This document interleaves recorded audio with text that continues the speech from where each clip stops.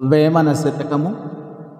కులము గలుగువారు గోత్రంబు గలవాడు, విద్య చేత విర్రవీగువాడు, పసిడి గలుగువాని బానిస కొడుకులు, విశ్వధాభిరామ వినురవేమా.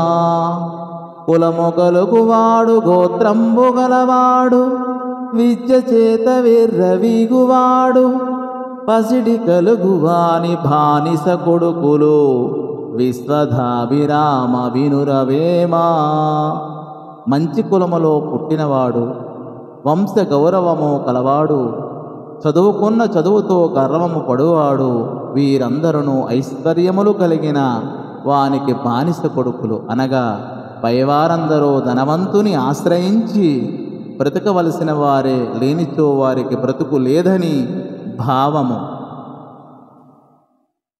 కనియునుగాకలేదు కదలు పదానోడు, వినియు వినగలేడు విస్మయముగా, సంపద గలవాని సన్నిపాతం విధి, విశ్వధాభిరామ వినురవేమా.